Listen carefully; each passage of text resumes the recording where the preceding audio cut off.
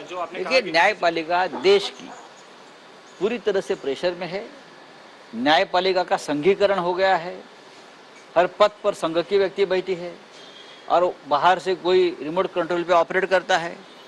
इसीलिए तो मैं सच बोल रहा हूँ, मेरे पास एविडेंस है, हमने एविडेंस पेश किए हैं।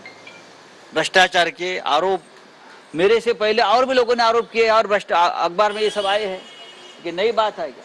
लेकिन कातिल किसको बनाया, सजा किसको दी? संजय राउत को, क्योंकि वो बीजेपी के भ्रष्टाचार के खिलाफ खड़ा है। वो मोदी और अमित शाह के दोगलेपन के खिलाफ खड़ा है, इसीलिए हमको सजा दी है। आज प्रधानमंत्री का टूर था पुणे के लिए, वो रद्द कर दिया गया। जिस तरह से बारिश हुई वो रीजन अब बारिश के ऊपर ईडी लगाएंगे। इतना बारिश हो गया और प्रधानमंत्री जी का दौरा रद्द हो गया है, तो शायद बारिश के ऊपर ईडी सीबीआई की जांच हो सकती है। नाना पटोलेंना काँग्रेसच्या पक्षश्रेष्ठींनी सबुरीचा सल्ला दिलाय।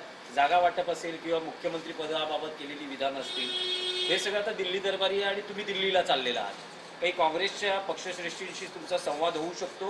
काही जागा मी या विषयावरती आता काहीच बोलणार नाही। आणखी एक छत्रपती शिवाजी महाराजांचा पुतळा कोसळला या प्रकरणात जी चौकशी समिती स्थापन केली होती, त्यांनी आपला अहवाल दिलेला आहे। त्यात असं म्हटलेलं आहे की कमकुवत बांधकामामुळे हा पुतळा कोसळला। कोट्यावधी रुपयाचा टेंडर किंवा मंजूर झालेले असताना 20-25 लाख पुतळा बनवण्याच्या कामावर खर्च झाले असं समोर आहे, म्हणजे भ्रष्टाचार झाला।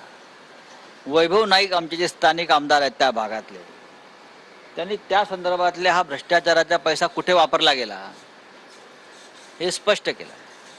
आता ज्या न्यायालयानं किंवा ज्या न्याय संस्थेनं आम्हाला तुरुंगवासाची शिक्षा ठोठावली, ते छत्रपती शिवाजी महाराजांच्या पुतळ्यात जो भ्रष्टाचार झालेला आहे त्या संदर्भात कोणती भूमिका घेणार की त्यांना निर्दोष सोडणार?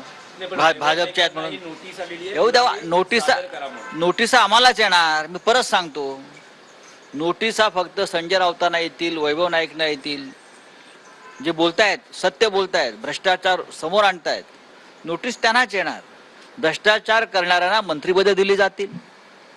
गाडी खाली चिरडणाऱ्या जे लोक आहेत भाजपमध्ये त्यांना पद भूखंडे दिले जातील 5-5 कोटीचे स्वस्तात नागपूरला।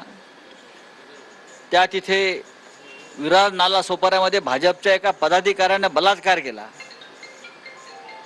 त्याचाही फोटो मी आज बघितला। या मुलुंडच्या नागड्या पोपटलाल बरोबर आहे सत्कार करताना। आता एन्काउंटर करणार का तुम्ही? त्याचं सिंगम सारखे पोस्टर लावून फिरताय की सिंगमगिरी दाखवा तुमच्या लोकांवर।